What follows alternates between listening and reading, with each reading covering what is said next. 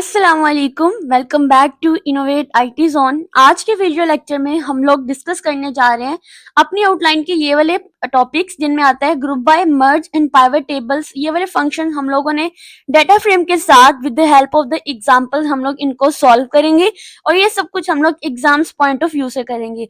तो हम अपने नोट्स की तरफ चलते हैं जिनमें सबसे पहले आता है कि डाटा मैनिपुलेशन टेक्निक्स, जिसमें आपने group by, merge and pivot tables का यूज करना है। सबसे पहले मैं आपको बताता हूँ ग्रुप बाय होता क्या है। ठीक है, ग्रुप बाय बेसिकली एक ऐसा फंक्शन होता है जिसको हम लोग जिनमें डिफरेंट कॉलम्स को एक या एक से ज्यादा कॉलम्स को ग्रुप्ड कर देते हैं, यानी उनको आपस में हम लोग ज्वाइन कर देते हैं, एक ग्रुप के अंदर ले आते हैं। ठीक है, तो ग्रुपिंग करने के बाद फिर हम इनके ऊपर एग्रीगेशन, ट्रांसफॉर्मेशन और जितने ऑपरेशन हमें हमारी क्वेश्चंस के अकॉर्डिंग कहे जाते हैं हम लोग उनको परफॉर्म करते हैं। इनमें सबसे पहले हमारे पास आता है group by a single column and aggregate. इसका मतलब क्या होता है कि आपके पास जो है एक स्टेटमेंट गिवन है, जैसे कि यहाँ पर लिखा हुआ है कि आपने एक सिंगल कॉलम और एग्रीगेट फंक्शन के ऊपर ग्रुप बाय फंक्शन जो है वो अप्लाई करना है। तो सबसे पहले वही मेथड है कि आपने इसको, इसकी जो लाइब्रेरी है इसको आपने इंपोर्ट करना होता है, देन आपने डाटा लेना होता है। जैसे हमने डाटा फ्रेम वाली ली है, अगर इस वीडियो से पहले आपने जो डाटा फ्रेम वाली वीडियोस एंड डाटा सीरीज वाली नहीं देखी हैं, जो कि इससे पहले वाली वीडियोस है लेक्चर नंबर 9 एंड 10 में, तो आपसे रिक्वेस्ट है कि पहले आप उनको देख लें ताकि आपको अंदाजा हो सके कि नेक्स्ट ये वाले फंक्शन हम लोग कैसे उन्हीं का यूज करते हुए आगे की तरफ मूव ऑन कर रहे हैं। तो सबसे पहले आपको डाटा चाहिए, फिर डाटा फ्रेम के अंदर इस डाटा को आपने लोड करना है। जो हमारे पास डाटा होगा वो की वैल्यू पेयर्स के अंदर होगा। इनमें हमारे पास एक आती है कैटेगरीज, ठीक है, एक हमारे पास और दूसरी हमारे पास आती है सेल्स। ये मोस्टली ये हमारे पास मोस्टली कॉलम्स को ही रिप्रेजेंट कर रहे होता है, ये उनकी वैल्यूज होती है। अब हमने क्या करना है, हमने डाटा फ्रेम का जो है वो एक वेरिएबल ले लिया और ये पूरा डाटा डाटा फ्रेम के अंदर लोड करवा दिया। अब डाटा फ्रेम के अंदर लोड कराने का काम यहाँ तक हमारे पास डाटा फ्रेम वाले प्रोग्राम्स में हमने कर चुके थे, लेकिन अब बारी आती है इनको ग्रुप करने की। ठीक है, अब आपने क्या करना है, ग्रुप्ड के नाम से एक आप लोगों ने वेरिएबल ले लेना है और उसके अंदर आपने जो डाटा फ्रेम है उसको और ग्रुप बाय फंक्शन को कॉल कराना है। ठीक है, ग्रुप बाय फंक्शन में आपने किस किस को कॉल कराना है, आप लोगों ने अपनी कैटेगरीज को, ठीक है, और सेल्स वाले को। अब आप लोगों ने नोट किया होगा कि आपकी कैटेगरीज जो है वो तो सिंपल ब्रैकेट्स के अंदर है, लेकिन सेल्स वाली इंडेक्सेस के अंदर है। मतलब कि आपके पास जो कॉलम बनेगा वो तो कैटेगरीज का ही बनेगा, लेकिन जो वैल्यूज आपके पास यूज होंगी वो सेल्स वाली की यूज होंगी और उनका सम। ठीक है, ये जो सम होता है बेसिकली ये हमारे एग्रीगेट फंक्शन को ही रिप्रेजेंट कर रहा होता है। अगर इसकी आउटपुट देखते हैं तो यहाँ पे आपकी जो कैटेगरीज थी, कौन कितनी कैटेगरीज थी, देखिए ए, बी एंड सी, 3 कैटेगरीज थी आपके पास। तो यहाँ पे आपने उनको लिख दिया ए, बी एंड सी, और आपने इसको किस लिहाज से सम करना है, इनका वैल्यूज के लिहाज से। जैसे अगर कैटेगरीज में देखिए ए की वैल्यू को फाइंड आउट करते हैं, जैसे ए की वैल्यू ये है, एक ए ये है एंड एक ए थर्ड वाले इंडेक्स पे है, तो इसमें ये 100 और 150 को अगर हम लोग सम करते हैं, क्योंकि उसने हमें सम करने को बोला है सेल्स की वैल्यूज को कैटेगरीज के लिहाज से, तो इसमें मेरे पास 250 आता है, राइट। 100 एंड 150 को प्लस करें 250। देन बी वाले को देखते हैं, तो बी वाले में एक वैल्यू तो मेरे पास 200 आ रही है एंड बी वाली जो कि 4th इंडेक्स पे है उसकी वैल्यू मेरे पास 250 आ रही है। अगर 200 एंड 250 का सम किया जाए तो मेरे पास ये 450 आता है। इसी तरह से अगर हम सी की बात करते हैं, चूंकि वो ए की वैल्यू है तो इसलिए हम उसको एज इट इज ही लिख देंगे। तो इस तरह से हमारे पास जो होता है हमारा फंक्शन जो है वो काम करता है। लेकिन मे बी क्वेश्चन में आपको ये स्टेटमेंट गिवन की जाए और वो आपको कहे कि आप इसकी आउटपुट लिख के दिखाएं। आउटपुट लिखने के ही मोस्टली क्वेश्चन आ सकते हैं आपको, तो आउटपुट आपने इसको देखते हुए ही लिखनी है। इसमें आपने क्या करना है कि ग्रुप किसको किया गया है, कैटेगरीज को। ये जो कैटेगरीज लिखी हुई है आपने इसको सिंपल आपने कॉलम के तौर पे लिखना है और इनकी कैटेगरीज कितनी आ रही है, ए, बी एंड सी 3 आ रही हैं। और जहां सम की बात करते हैं तो मतलब ये होता है कि ए इसमें कितने हैं और उनको उनकी सेल्स वैल्यू के लिहाज से उनका सम किया जाए। इसी तरह से हम इसकी आउटपुट जो है वो निकाल लेते हैं। उसके बाद ये तो सिंगल कॉलम के लिए था, अब हम बात करेंगे मल्टीपल कॉलम्स के लिए। अब यहाँ पे 3 वैल्यूज आती हैं, एक कैटेगरीज की, एक रीजन की एंड एक हमारे पास सेल्स की आती है। अगर हम रीजन की बात करते हैं और कैटेगरीज की बात करते हैं इस वाले ग्रुप बाय में, तो यहाँ पर उन्होंने ग्रुप किया है कैटेगरीज और रीजन वाले को। ठीक है, यानी यहाँ पे आपको 2 कॉलम लेने हैं। जिस चीज को ग्रुप बाय किया होता है वो चीज आपने एज अ कॉलम यूज करना होता है। तो यहाँ पे देखिए एक कैटेगरी वाला कॉलम ले लिया और एक मैंने रीजन वाला ले लिया।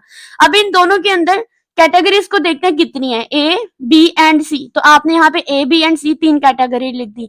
जो चीजें यहाँ पे कॉमन आ रही हैं उनको आपने नहीं लिखना, बल्कि आपने एक ही करके लिखना। अब ये नहीं कि ए के बाद फिर से ए आ रहा है तो फिर से ए लिख दे, नहीं, बल्कि आपको फिर से ए नहीं लिखना, एक ही बार ए लिखना है। उसके बाद रीजन में देखें, अब रीजन आपने कैसे लिखना है कि यहाँ पर सबसे पहले ए में कौन कौन से रीजन आ रहे हैं। जैसे ए में नॉर्थ आ रहा है एंड ए में साउथ आ रहा है, तो यहाँ पे आप नॉर्थ एंड साउथ लिखते हैं और उसी लिहाज से आपने इनकी वैल्यूज भी लिख देनी है। जैसे 120 आ रही है तो ऐसे ही आपने नॉर्थ की 100 एंड साउथ की 20 लिख देनी है। इसी तरह बी देखे साउथ है एंड नॉर्थ है, इसी तरह आपने बी को नॉर्थ एंड साउथ लिख के इनकी वैल्यूज को साथ में आपने लिख देना है और सी की रीजन एंड वैल्यूज भी आपने लिख देनी है। तो ये हो गया आप लोगों का जो है मल्टीपल कॉलम्स के थ्रू ग्रुप करना।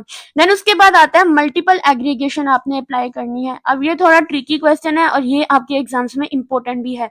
मल्टीपल एग्रीगेशन किस तरह से, सबसे पहले तो वही डाटा एंड डाटा फ्रेम लेकर हम चल रहे हैं, सिर्फ उन्होंने नीचे जो मेन ग्रुप वाला है उसकी वैल्यूज को चेंज कर दिया है। आपने ग्रुप करना है कैटेगरीज को, ठीक है, और आपने सेल्स की वैल्यू के साथ इसको एग्रीगेट कर देना है। यानी एक ही कॉलम लिया है जो कि कैटेगरीज के नाम से है और वो ग्रुप बाय के साथ है, यानी डाटा फ्रेम में से जिसको ग्रुप किया है वो कैटेगराइज है और किसके साथ किसकी वैल्यूज लेनी है, सेल्स वाली वैल्यूज आपने लेनी है। तो नीचे अगर हम लोग आउटपुट में देखते हैं तो यहाँ पे देखिए कैटेगरीज लिख दी ए बी सी। अब लेकिन जब हम यहाँ पर देखते हैं किसके साथ इसको एग्रीगेट करना है, पहले तो हम सम का फंक्शन यूज करते हैं, लेकिन यहाँ पर 3 फंक्शन गिवन है।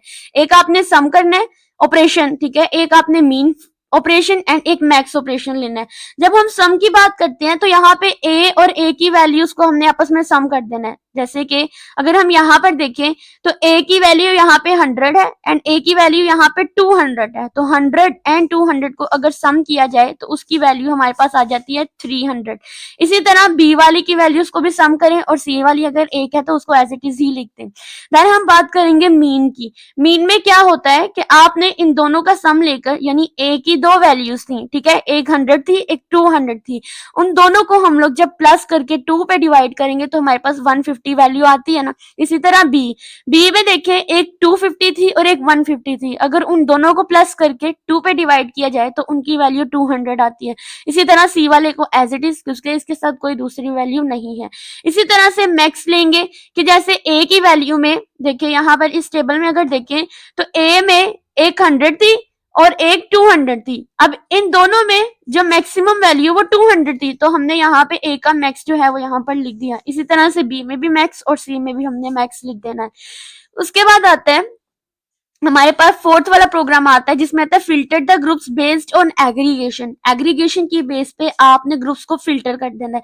फिल्टर करने का मतलब होता है कि आपने कंडीशन की बेस पे जो है वो ग्रुप को चेक करना होता है। जैसे कैटेगरीज की बात करते हैं यहाँ पे, तो आप यहाँ पे इन्होंने 2 कैटेगरीज ली हैं, एक ए एंड बी। अब क्योंकि फिल्टर किया गया है तो फिल्टर में वो कॉमन चीजें आएंगी, ठीक है। ए में देखिए साउथ ले लिया रीजन एंड बी में साउथ ले लिया है और सेल्स वैल्यू 20, 200 एंड 250 क्यों ली है।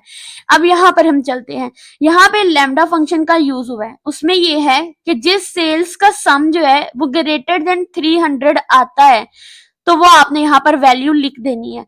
अगर हम ऊपर जाकर देखते हैं तो यहाँ पर देखें जो बी वाला है इसका सम जो है वो मेरे पास ग्रेटर देन 300 आया, मतलब मेरे पास जो बी है वो इस कैटेगरीज में आ जाता है और यही मेरे पास हाईएस्ट वैल्यू होती है, ठीक है। और इसी तरह से अगर हम देखते हैं 300, क्योंकि ये 300 भी है तो इसलिए ए एंड बी दोनों की वैल्यूज को उन्होंने यहाँ पे लिख दिया है।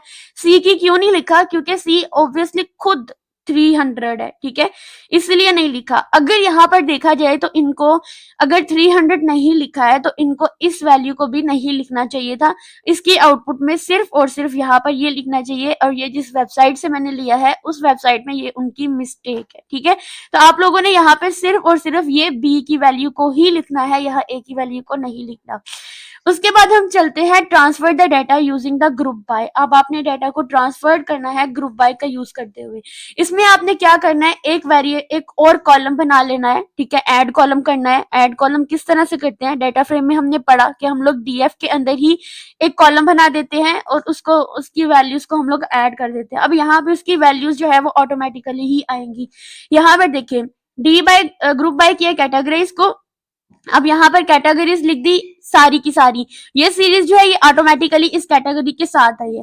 इनके साथ जितने भी रीजन थे वो हमने लिख दिए और सेल्स वैल्यू लिख दी। अब उन्होंने लिखा डॉट ट्रांसफर्ड करना है आपने इसको। अगर यहाँ पर देखा जाए इनकी वैल्यू को, तो x को आपने डिवाइड कर देना है x डॉट सम के, यानी इसका मतलब क्या होगा कि आपने इनकी वैल्यूज को सम करके आपस में डिवाइड कर देना है। डिवाइड करके आपने क्या करना है, इनकी ये वाली वैल्यूज आएंगी जो कि हमारे पास नॉर्मलाइज वैल्यूज होंगी, ठीक है, ट्रांसफर्ड हुई वैल्यूज होंगी। उसके बाद आता है ये हमारा ग्रुप बाय वाला क्लोज होता है। देन हम बात करेंगे मर्ज की। अगर मर्ज की बात करें तो मर्ज का मतलब होता है दो डेटा फ्रेम्स के जो कॉमन कॉलम्स होते हैं उनको आपस में मर्ज कर देना, यानी आपस में इनको ज्वाइन कर देना। जैसे हम लोगों ने डेटाबेस के अंदर ज्वाइनिंग पढ़ी थी, जिनमें हम लोगों ने प्रैक्टिकली करके देखा था, उसमें जिसमें इनर ज्वाइन था, आउटर ज्वाइन था, लेफ्ट ज्वाइन था, राइट ज्वाइन था, ठीक है, और आउटर ज्वाइन था। इन्हीं ज्वाइन का यूज करते हुए हम लोग डाटा फ्रेम के अंदर चीजों को मर्ज करेंगे। सबसे पहले एग्जांपल ले लेते हैं हम लोग इनर ज्वाइन की, जो कि बाय डिफॉल्ट होता है। अब इनर ज्वाइन में क्या होता है कि यहाँ पर आईडीज देखिए, अब यहाँ पे दो डेटा फ्रेम्स गिवन है, एक ये वाला और एक ये वाला। अगर इनकी आईडीज देखिए हम लोग, तो इनमें यहाँ पर 1 2 3 एंड 2 3 4 है। अब इन दोनों में कॉमन आईडीज कौन सी आ रही हैं, 2 एंड 3, तो नीचे वाले में भी 2 एंड 3। इनर ज्वाइन का मतलब होता है कि दोनों के अंदर जो कॉमन चीजें आ रही है वो हम लिखेंगे। तो यहाँ पे हमने आईडीज लिख दी 2 एंड 3, ठीक है। उसके बाद लिखा हुआ है कि अब 2 के ऊपर जो है वो नेम कौन सा आ रहा है, बॉब, ठीक है, एंड 3 के ऊपर नेम कौन सा आ रहा है, चार्ली। तो आपने इन दोनों के नाम जो है वो यहाँ पर लिख देने हैं। देन आपने स्कोर्स देखने हैं। अब नीचे आपने देखना है स्कोर, तो यहाँ पे 2 पे स्कोर आ रहा है 85, तो आपने यहाँ इस सीरीज के साथ 85 लिख देना है। 3 पे आ रहा है 90, तो आपने यहाँ पर 90 लिख देना है। यानी इनर ज्वाइन में यहाँ पर आउटपुट में देखे तो उन्होंने क्या मर्ज करे ऑन आईडी की बेस पे आपने D1 एंड DF2 इन दोनों पे, दोनों डाटा फ्रेम्स पे आपने मर्ज करना है आईडीज की बेस पे। तो दोनों में जो कॉमन आईडीज आई और कॉमन आईडीज के साथ आगे जो भी नेम एंड स्कोर्स थी वो हम लोगों ने यहाँ पर लिख दिया। इसके बाद आता है लेफ्ट ज्वाइन। लेफ्ट ज्वाइन में ये होता है कि हम लोगों ने सिर्फ लेफ्ट वाली वैल्यूज ही लेनी है, उसी लिहाज से हमने उसका स्कोर लेना है। अगर मैं यहाँ पर लेफ्ट ज्वाइन लगाती हूँ तो इसमें आईडीज आएगी 1 2 3, ठीक है, नेम भी इनके सेम एज इट इज आएंगे। लेकिन अगर स्कोर की बात करते हैं तो यहाँ नीचे 1 का कोई स्कोर नहीं है, ठीक है। कॉलम की बात करें तो इसमें एक आईडी का कॉलम बनेगा, एक नेम का बनेगा और एक स्कोर का बनेगा। लेकिन जब हमने लेफ्ट ज्वाइन लेना है, जो कि मेरे पास 1 2 एंड 3 है, नेम भी वही आएंगे।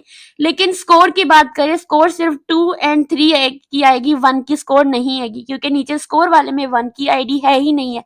तो इसका मतलब हम लोग वहां पे नन लिख देंगे, ठीक है, यानी यहाँ पे इसकी कोई भी स्कोर नहीं है। सेम हम राइट ज्वाइन के साथ करेंगे। राइट ज्वाइन में हम क्या करेंगे, 2 3 एंड 4 आईडी लेंगे, स्कोर भी सेम लिखेंगे। लेकिन इसमें चूंकि यहाँ पर 4 वाले का नाम नहीं है, तो हम यहाँ पे सिर्फ और सिर्फ बॉब चार्ली का नाम लिखेंगे, और जबकि 4 वाले के नाम में हम लोग नन लिख देंगे, यानी यहाँ पर कोई भी नाम नहीं है। इसी तरह से हम राइट ज्वाइन भी लेफ्ट ज्वाइन का यूज करते हुए मतलब की तरह ही लगाते हैं। उसके बाद हम बात करेंगे आउटर ज्वाइन की। आउटर ज्वाइन में क्या होता है कि हम लोग दोनों की आईडीज को कंबाइन कर देते हैं। 4 देखो टोटल उसमें कितने थे हमारे पास, 1 2 3 एंड 4 तक थी आईडीज। चारों आईडीज लिखी, सबके नाम लिखे, सबके स्कोर लिखे। लेकिन 1 वाले का तो स्कोर था ही नहीं, वहां पे हमने नन लिख दिया, और 4 वाले का तो कोई नाम था ही नहीं, वहां पे हमने नन लिख दिया। इसी तरह से हम लोग जो है ज्वाइनिंग करते हैं और मर्ज का यूज करते हैं। अगर हमने मल्टीपल पे लगाना है तो हम मल्टीपल भी सेम इसी तरह से ही लगाते हैं। उसके बाद आता है पाइवट टेबल इन, ठीक है। तो पाइवट टेबल में क्या होता है, इसका बेसिक पर्पस ये होता है कि आप लोगों ने पाइवट टेबल बेसिकली होता हमारे पास क्या है कि आपने बिल्कुल डाटा को समराइज करके लिखना होता है कॉलम्स एंड रोज की बेसिस पे, और इसके ऊपर आपने एग्रीगेशन फंक्शन जो होते हैं ये आप लोगों ने अप्लाई करने हैं। अब इसका बेसिक पर्पस ही क्या होता है, कितना यूजफुल होता है, लार्ज डाटा को बहुत ही आसान तरीके से समराइज करने के लिए हम लोग इसका यूज करते हैं। अब पिवट टेबल में हमारे पास सबसे पहले बेसिक्स अगर देखते हैं तो यहाँ पे हमें डाटा गिवन है, हम वही डाटा लेके चल रहे हैं, ठीक है। रीजन का, कैटेगरीज परचेज का एंड सेल्स का। मेन काम होता है कि आपने सबसे पहले एक लाइब्रेरी इंपोर्ट करनी होती है, डाटा लिखना होता है, फिर उस डाटा को आपने डाटा फ्रेम के अंदर लोड कराना होता है। अब पिवट टेबल की अगर बात करते हैं तो इसमें हमारे पास इस चीज को समझना जरूरी होता है और यही फंक्शंस आपको आपके एग्जाम्स में गिवन होते हैं, आपने सिर्फ आउटपुट लिखनी होती है। अब यहाँ पर ये है कि जो वैल्यूज होंगी वो आपने सेल्स की वैल्यू यूज करनी है, ठीक है, क्योंकि वैल्यूज इसमें सिर्फ सेल्स की है। इंडेक्स जो है वो आपने रीजन लेने हैं। अब जो इंडेक्स होता है बेसिकली हमारे रोज को रिप्रेजेंट कर रहा होता है, यानी जो आपका इंडेक्स है जो कि नॉर्थ एंड साउथ है उसको आपने कॉलम वाइज नहीं बल्कि आपने उसको इंडेक्स यानी रो वाइज यूज करना है। देन आपका जो कॉलम होगा वो एक ही होगा, यहाँ पे वो है कैटेगरीज, और आपने जो एग्रीगेशन फंक्शन इसके ऊपर अप्लाई करना है वो है सम का। अब देखिए ये कैसे होगा, सबसे पहले तो आपने ये देखना है कॉलम आपका कैटेगरी है तो आपने इस कैटेगरी को कॉलम में लिख लेना है। कैटेगरीज कितनी है इसके अंदर, दो, ए एंड बी, तो ए एंड बी को आपने कॉलम में ले लेना है। देन आपके पास आता है इंडेक्स जो कि रीजन है और रीजन में नॉर्थ एंड साउथ आता है तो आपने नॉर्थ एंड साउथ को भी आपने इसको कॉलम वाइज ले लेना है, यानी कैटेगरीज को आपने सबको आपने ले लेना है एक कॉलम के अंदर और रीजन को आपने इंडेक्स में ले लेना है और जो वैल्यूज आपको यूज करनी है वो सेल्स वाली वैल्यूज यूज करनी है। अब सेल्स वाली वैल्यूज में देखें नॉर्थ में हमारे पास आ रही है, यहाँ पर देखें अब ए में हमारे पास आ रहा है नॉर्थ में 100, जबकि बी वाला जो है बी वाले के नॉर्थ में आ रही है 150। इसी तरह से आपने साउथ वाला देखना है तो इसमें आ रहा है हमारे पास 200, साउथ वाले का जो ए है इसकी वैल्यू आ रही है 200, तो इस 200 को आपने यहाँ पर लिख देना है। देन बी वाले के साउथ में आ रहा है 250 तो आपने इसको ऐसे लिख देना है। ऐसे ये काम करता है कि बहुत बड़े डाटा फ्रेम को बहुत छोटा समराइज करके वो लिख देता है। इसके बाद यहाँ पर आता है, ये बेसिक था हमारे पास, अब चलता है मल्टीपल एग्रीगेशन फंक्शन में। तो यहाँ पर भी देखिए वैल्यूज आपने सेल्स की यूज करनी है, रीजन आपका यानी जो रोज है वो आपकी रीजन वाली होंगी जो कि नॉर्थ एंड साउथ है, और जो एग्रीगेशन फंक्शन है वो आपने सम एंड मीन का लगाना है। लेकिन यहाँ पे उन्होंने हमें कॉलम गिवन नहीं किया, इसका मतलब कि सम और मीन ही हमारी जो है वो कॉलम में आते हैं। तो यहाँ पे अपने सम एंड मीन लिखना है, तो यहाँ पे आ रहा है नॉर्थ। अब नॉर्थ में सम, जितने भी नॉर्थ है उनका सम लिख देना है आपने और साउथ का सम लिख देना है। देन आपने मीन निकालना है, जितने भी आपके नॉर्थ वाले हैं उनको आपने प्लस करके 2 पे डिवाइड कर देना है। इसी तरह से साउथ जितने भी हैं जितनी वैल्यूज है उसको आपने सम करके 2 पे डिवाइड कर देना है, तो ये आपका मीन आ जाता है। उसके बाद आपके पास आता है pivot table with the fill values, ठीक है। अब यहाँ पर भी वैल्यूज सेल्स रीजन हर एक में यही चीजें आप लोगों ने यूज करनी है, बार बार वही चीजें, मल्टीपल चीजें वही तरह से रिपीट हो रही है। अगर एक सिंगल चीज के लिए आपने करना है तब भी आपको वही मेथड जो बेसिक के लिए था मल्टीपल के लिए करना है तब भी आपको वही तरीका यूज करना है। और यहीं पे हम करते हैं अपनी वीडियो का एंड। तो इससे रिलेटेड ये सारे वो इंपॉर्टेंट प्रोग्राम्स हैं जो अक्सर एग्जाम्स पॉइंट ऑफ व्यू में पूछे जा सकते हैं। हाँ, आपके कॉलम्स के नेम चेंज हो सकते हैं, आपकी वैल्यूज चेंज हो सकती है, लेकिन तरीकाकार आपका सेम यही रहेगा। इससे रिलेटेड कोई भी क्वेश्चन हो आप मुझे कमेंट सेक्शन में पूछे and I will answer you. Thank you.